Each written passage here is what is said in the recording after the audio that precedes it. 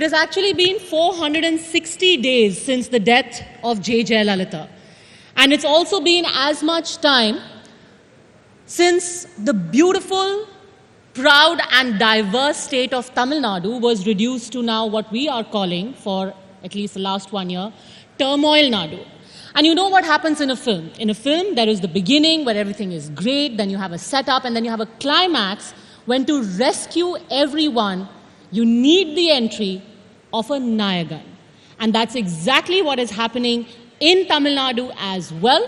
Can I please call on stage my guest, Mr. Kamal Haasan, also better known as Ulaganayagan, and for all the purists in the crowd, if I did not get that right, apologies in advance.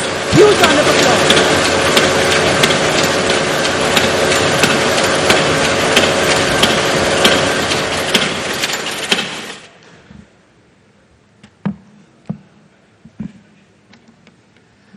Mr. Haasan, you have been, according to your biography, a producer, director, lyricist, choreographer, singer, makeup artist.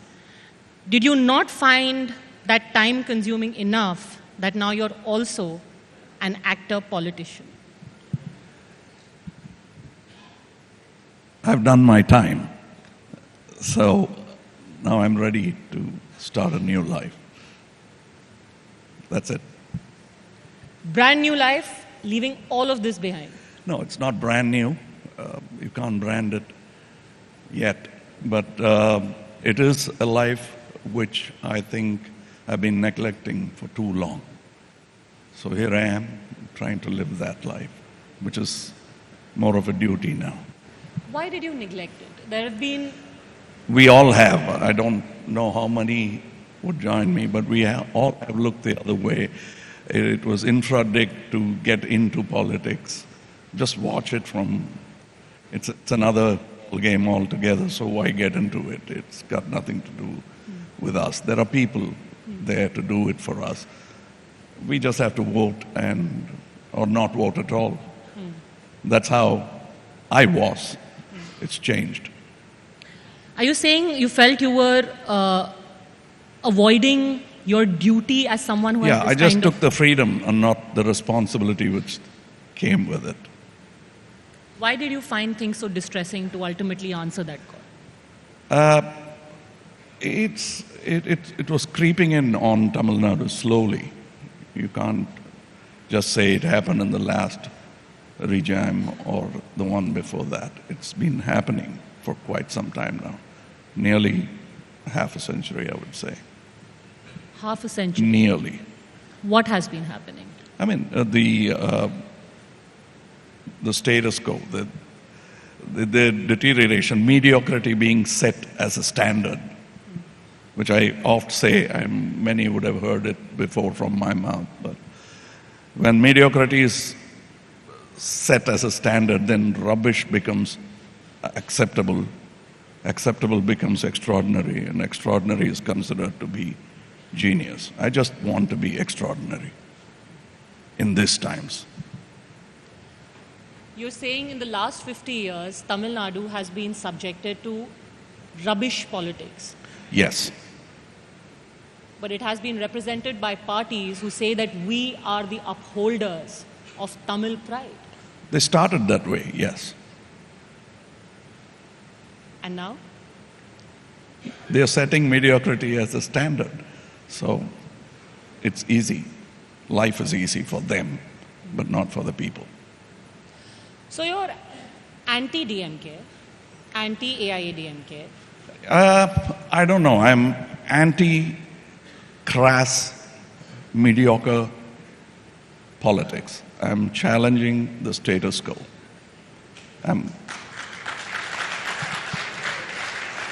That's all. Party doesn't matter to me. The name doesn't matter to me. Thank you. It doesn't matter. It doesn't matter. If they're good, I wouldn't be here at all. If they had been good. Because if you're saying the existing parties are mediocre, then why... They become so. They have turned mediocre. Why are you still fraternizing with them? Because it's very confusing. You went and met Mr. Karunanidhi. Stalin said that you are a wilted flower or a paper flower. And there are these real mixed signals. You share a stage with Arvind Kejriwal. You go and meet Mr. Pinarayi Vijayan. Where do you stand? What is your ideology? No, well, see, there might be many people in this auditorium who do not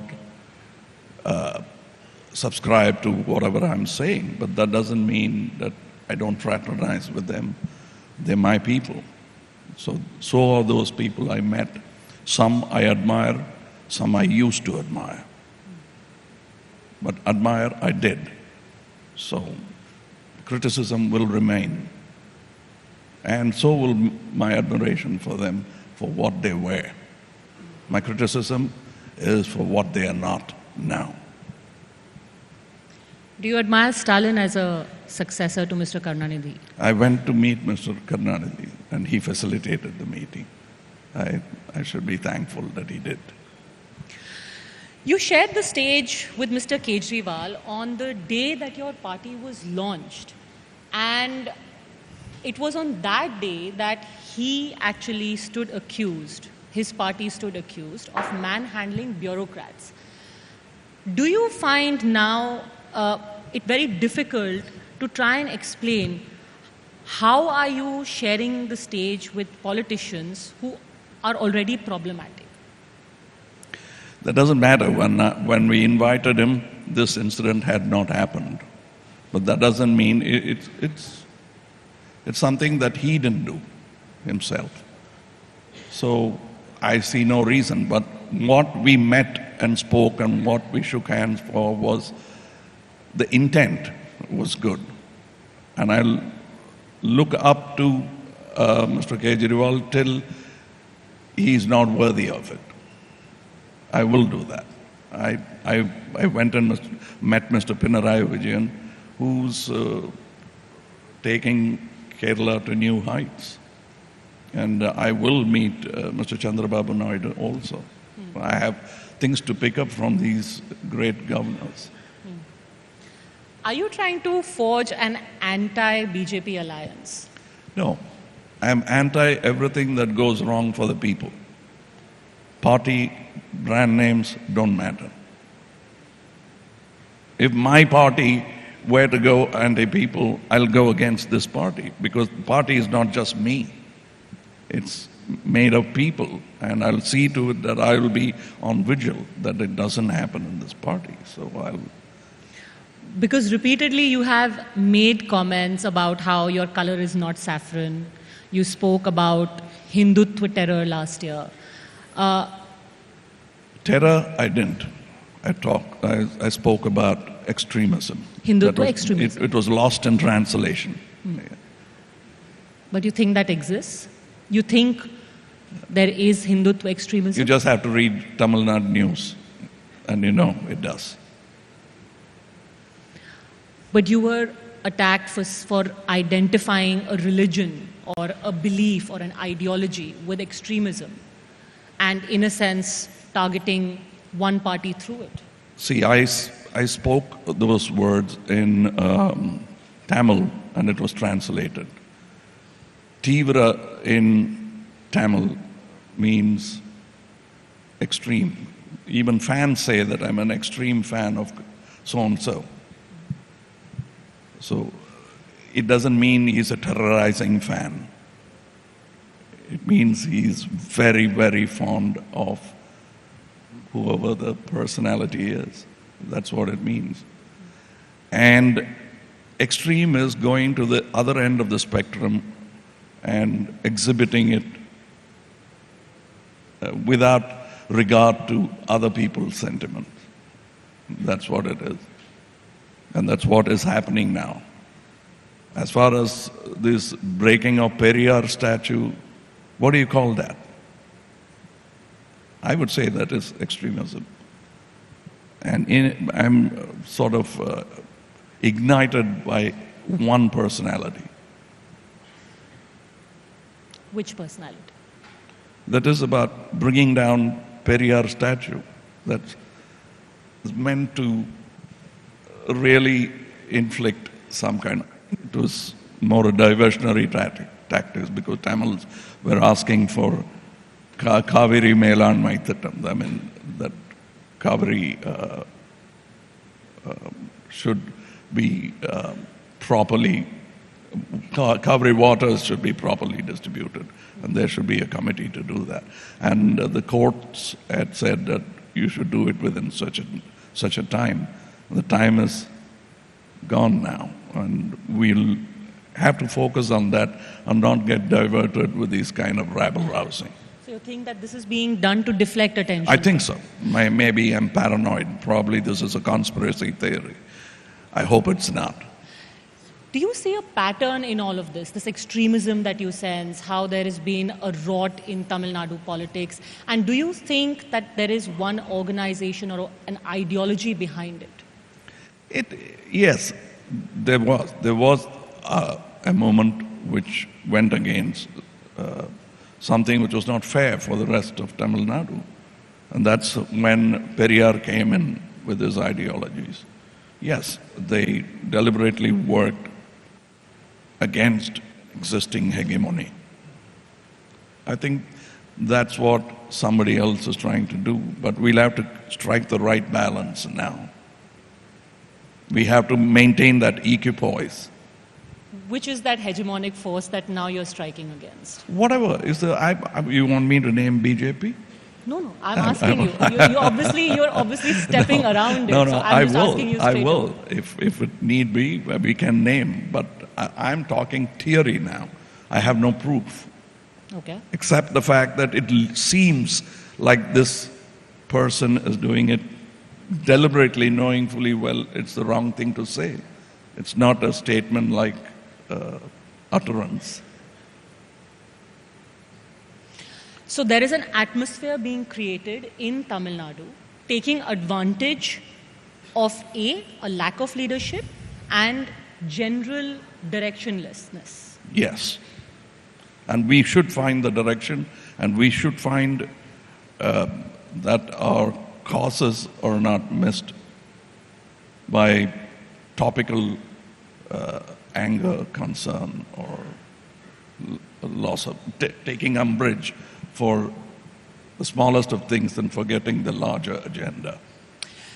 Instead of floating, why did you decide to float a party of your own, Mr. Haasan? Why not the existing parties, for example, the AIADMK, right now leaderless? A strong anchor is not there. Why not try and strengthen an existing party with existing cadre? Do you not think that would have been more feasible? It is not like, what would I do if I'm very hungry and I have to eat and what is available is rotten food?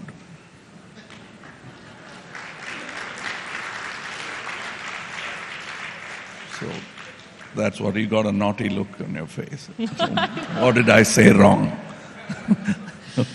I think what is interesting is more what you leave unsaid rather than what you give away. Okay. Thank you. Read between the lines, please. I've given you enough space. Is this the politician Kamal Haasan who has now decided to be more circumspect, No. not give anything away? This is the writer, Kamal Haasan, who gives enough space for people who are capable of writing lines in between.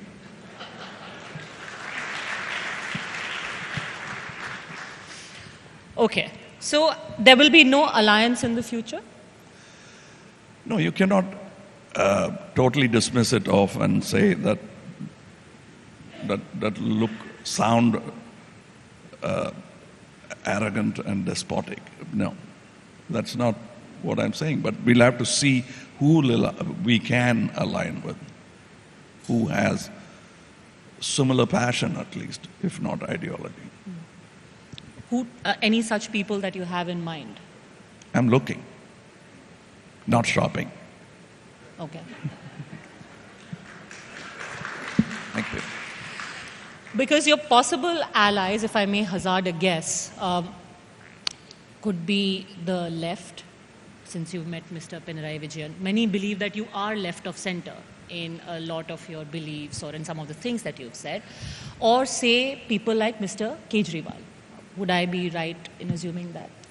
Once again, I said the ideologies may not be similar, but certain ideas, plans, implementation. See, ideologies and plans are two different things. Once you set your ideology, you can borrow plans. That doesn't mean I've changed my ideology.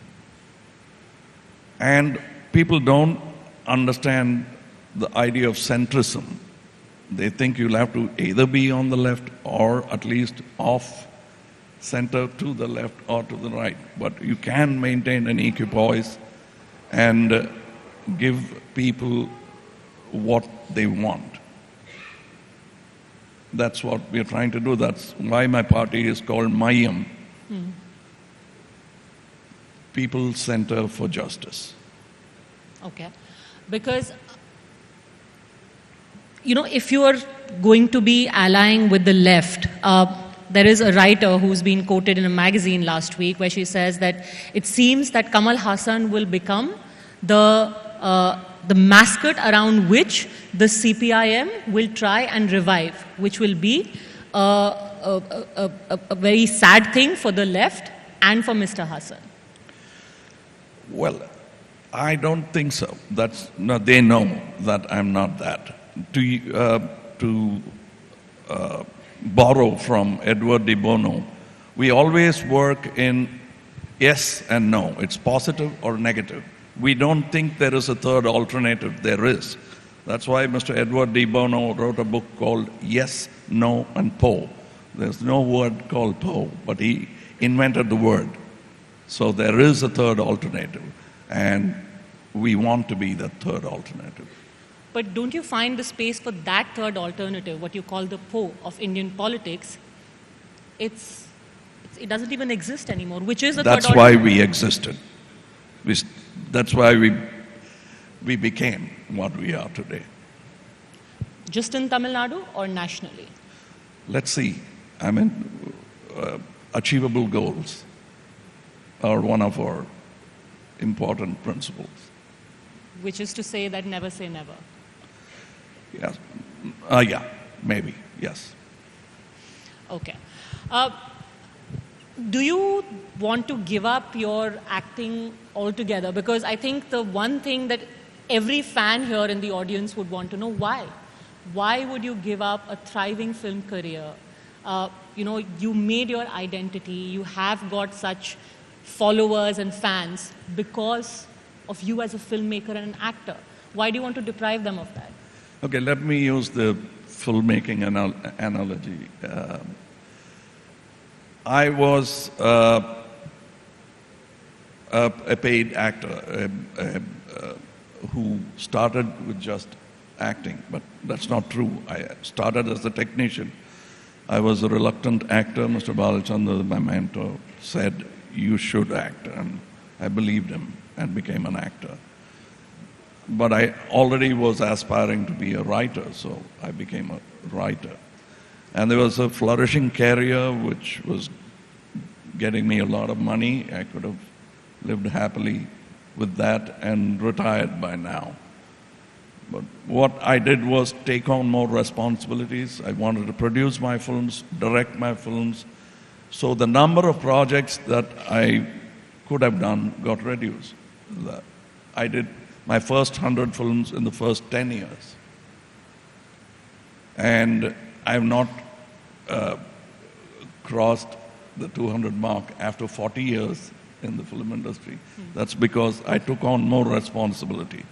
The more responsible you become, you'll have to shed the avarice of getting more. And that's what happened in my film career. Now, here, coming into social service as a servant, I will have to take this responsibility seriously, for which acting might come in the way. In the sense, if I were to take an office, I cannot be doing that. I better get prepared for that. And there is no looking back. There will never be, I have this career to go back to. No, this is it, the final plunge. Looking back in nostalgia, maybe, not as an option of a second career, no. I always say in all my meetings that I came and I never thought I'd be an actor or an artist. And thanks to my teachers, I became one. But now I've decided that's not how I'm going to die. I'm going to die in the service of my state, my nation, in that order.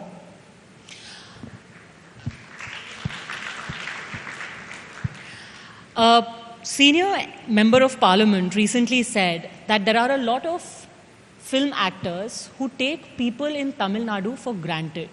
Now the age of MGR, of Jayalalitha is past. The star worship is not going to get them, and I quote, even one vote. Yes, I agree. So you're willing for that eventuality? I'm not going there as a star. I am going there as the citizen was taken for granted. You said that politicians take people for granted. I'm one of those people.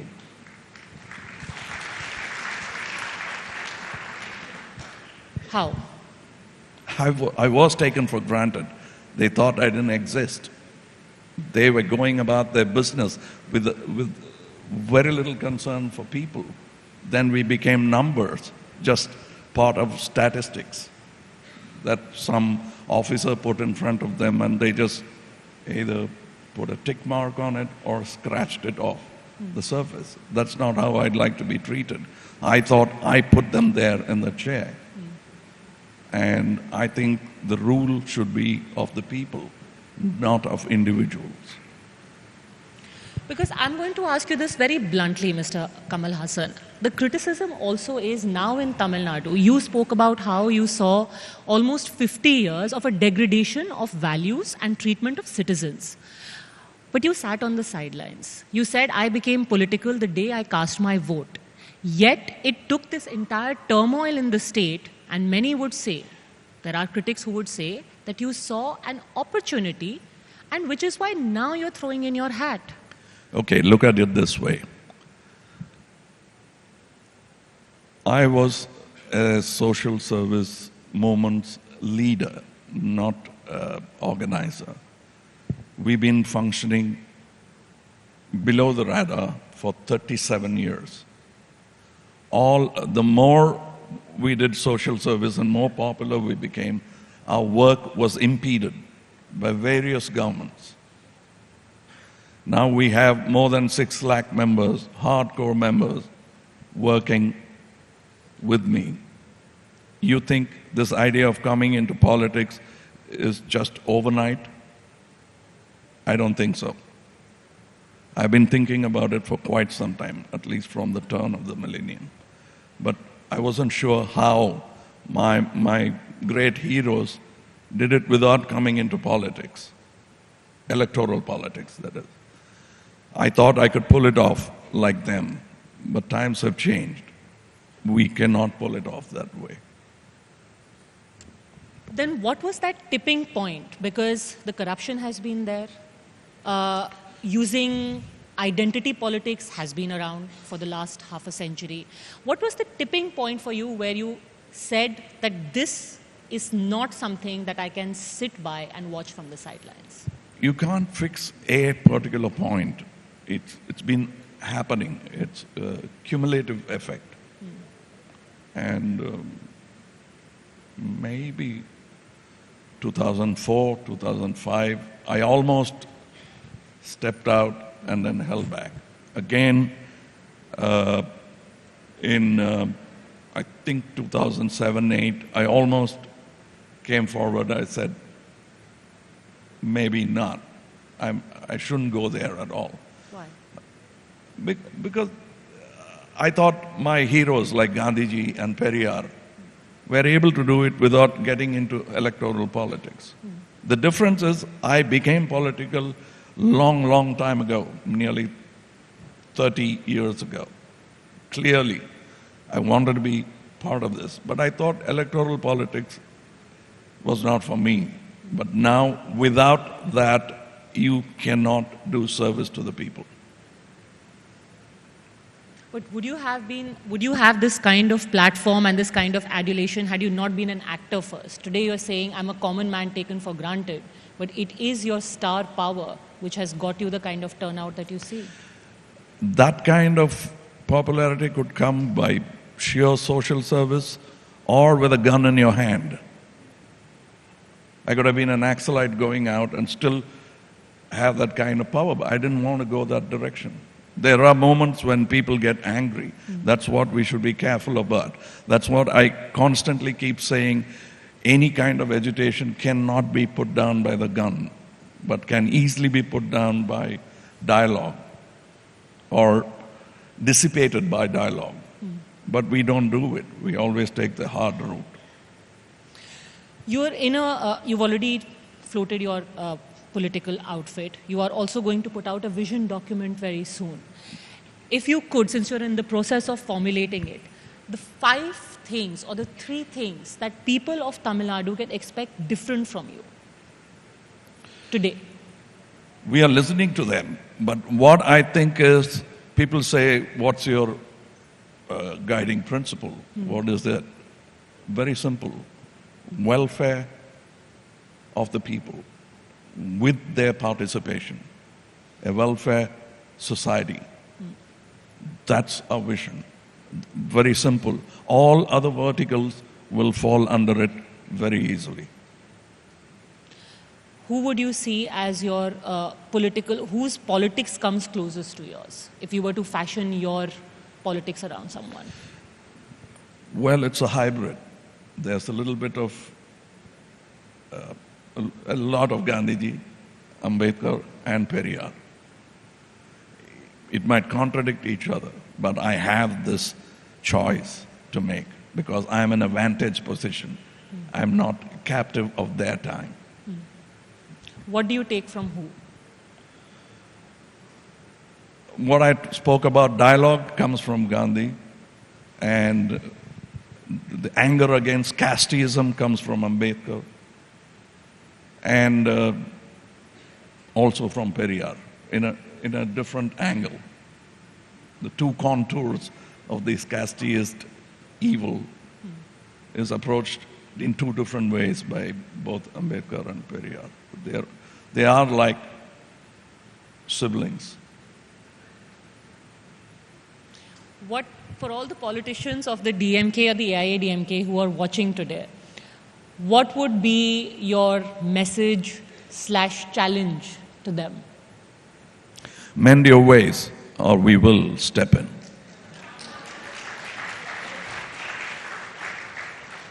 You think there's scope for mending?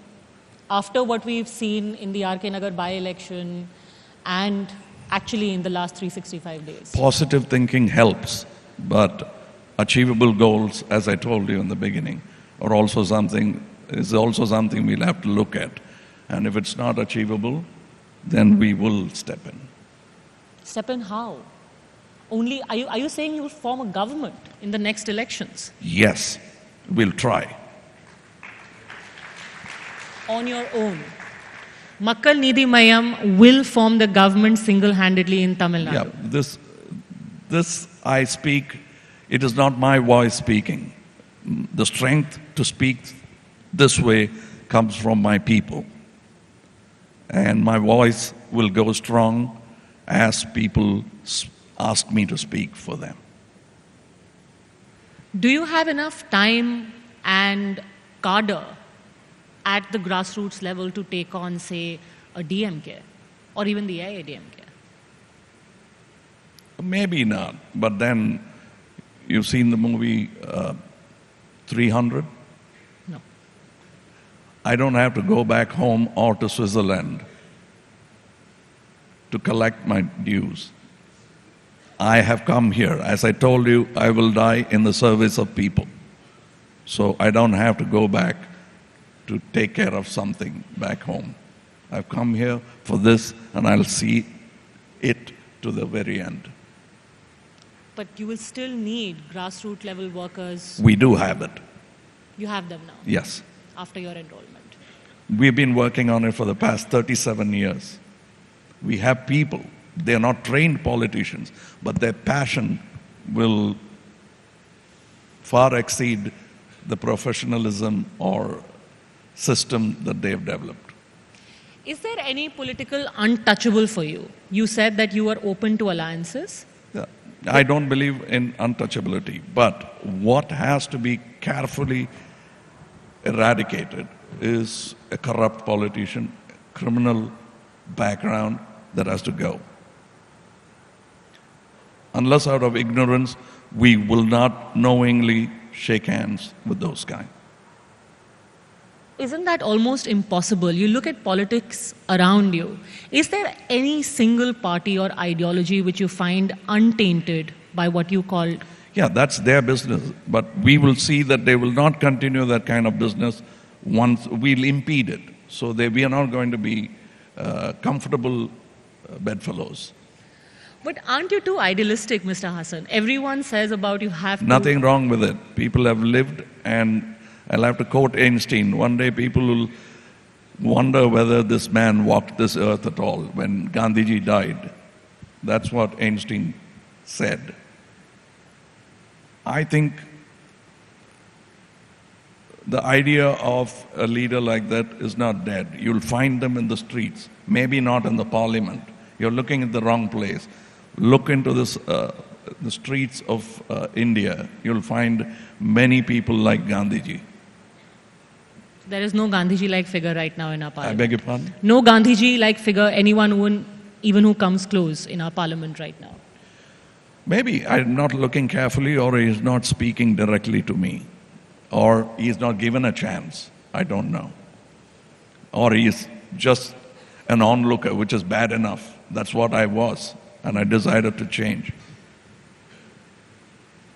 But you're saying categorically that at no point will you make any compromises, even if it means that you lose an election or you're not in government. Yeah, losing an election is not so daunting as losing your ideals, your very core, the essence of being. If you lose that, everything is lost. Losing an election is not a big thing. The only thing I've lost many elections before. I voted for a party thinking this is the right thing, and they didn't make it. The wrong man made it to the top. That is almost felt like I lost. But that'll go on. And that is for you the only non-negotiable, making a compromise on the issue of corruption. Yes, and criminality. I mean, corruption, they will see, in Tamil or even in English, a pickpocket is called a thief. The same thing if a bank manager does is called embezzlement. Then it becomes a scam, and then simply a mistake, oversight, when the level goes up. But I think all are thieves when you touch other people's money. And sometimes you're just businessmen who took risks. I beg your pardon? And sometimes when the amount of money is really huge, you're just businessmen who took risks. Oh, yeah, who took risks of flight.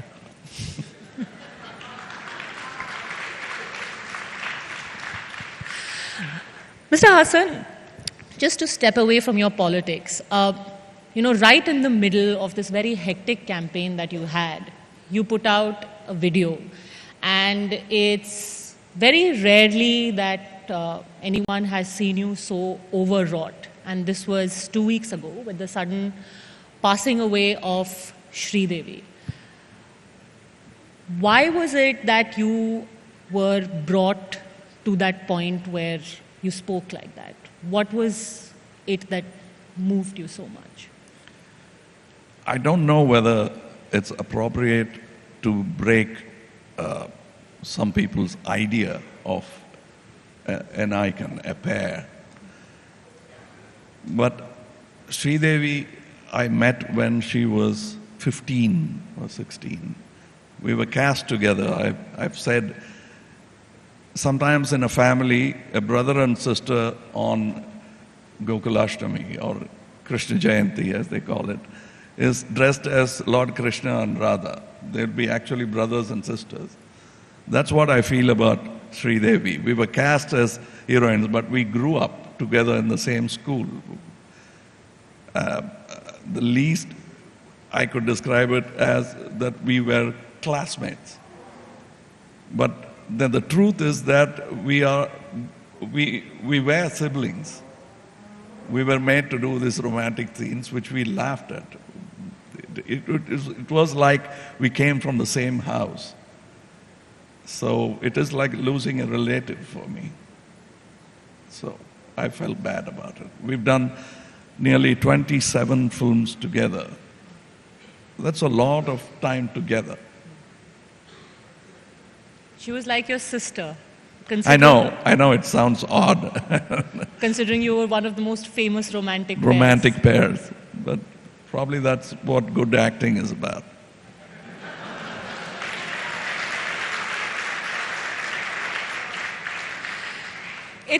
It's strange for us on the outside because we've just seen you, larger than life, both of you, superstars, her as the first woman superstar. But, in a lot of personal accounts that people gave, and when you spoke, there was this other side of Sridevi that people spoke about. Tell us something about it. What was your sister like? I don't know when Sridevi grew up. I knew her as a child. And I almost was dismissive. I was the class pupil leader in Mr. Balachandra's institute, So I was given the task of being with Sridevi, break her into acting. I was myself a novice, but I was a few classes ahead of her. But she caught up with double promotions and she became my pair. That's what happened. And it was lovely. And Shekhar Kapoor is a friend. We both admire Sridevi a lot. She had a bag of tricks that she collected from various masters. And she knew how to make a permutation combination of it. That even those who taught her that would not know that it came from them. That's the beauty of that. I don't know whether I can say that, but that's always what I think of her. That's the beauty of that girl. I always say that. And it's so strange. She always addressed me as sir. That's the relationship we have, because I was her class pupil leader. That's all. And you were already in the Hindi film industry. When Sridevi came in, for her it was a struggle initially, especially with the language. Yes, but she can do it. She would have done it because she had done about 4 languages already. And she didn't know any of them when she came in. Like me, she is a high school dropout. Or probably I don't know whether she went to school at all. I think she was home tutor. She started at the age of 4, yes. Just out of sheer indulgence, just because, during the time when we saw your video, there was just this one scene from Sadma, the final scene, which I don't know if everyone agrees, but I think is one of the most intense and beautiful scenes in cinema. Can we just play that out for a second? Just that one scene from Sadma.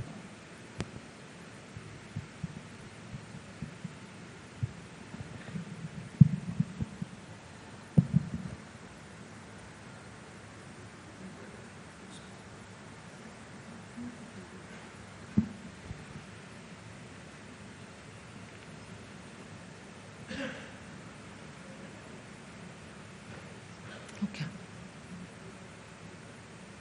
Is it...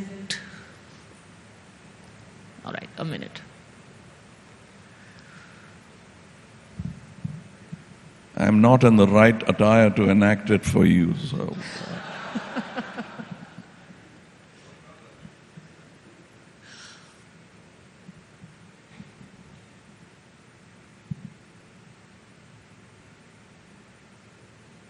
Was it easier to do it in Tamil or in Hindi?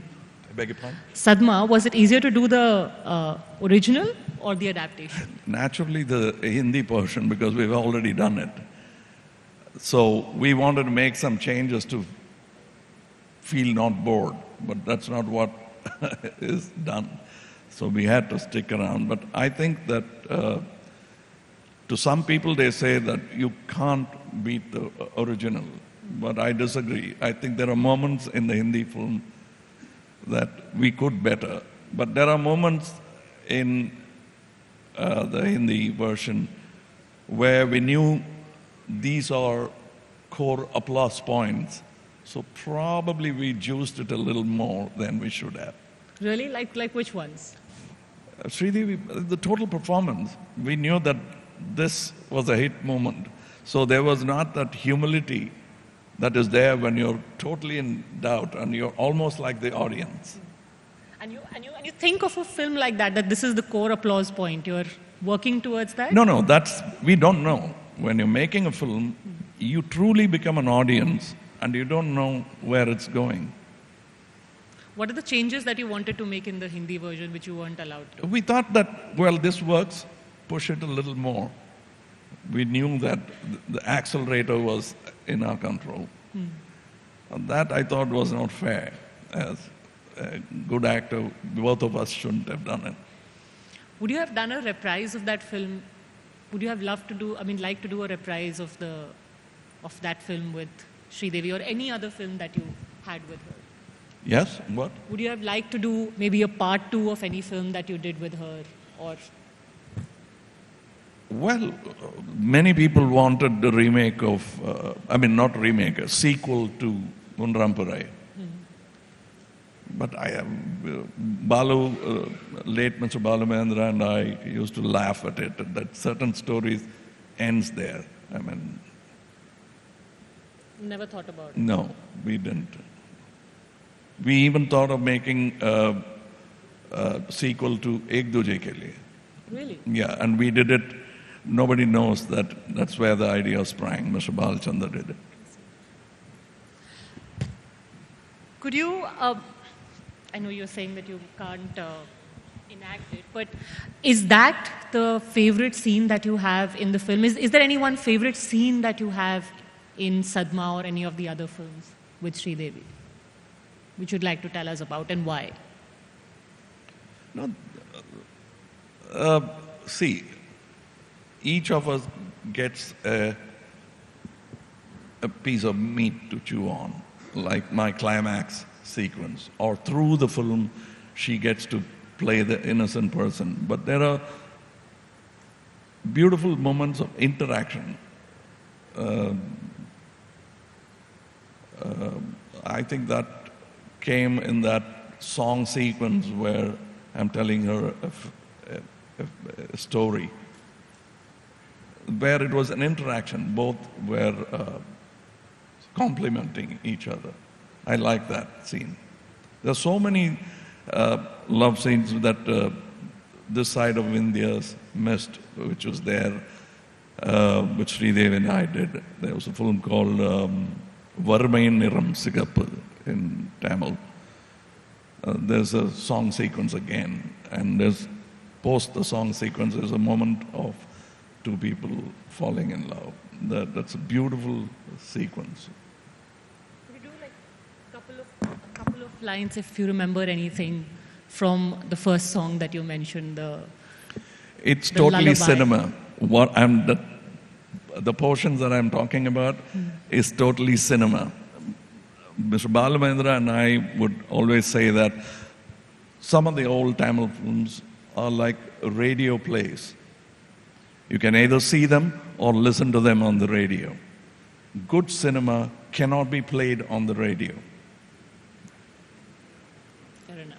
So what you're asking me to do now is good cinema. I can't just enact it here without the paraphernalia that was offered to us then.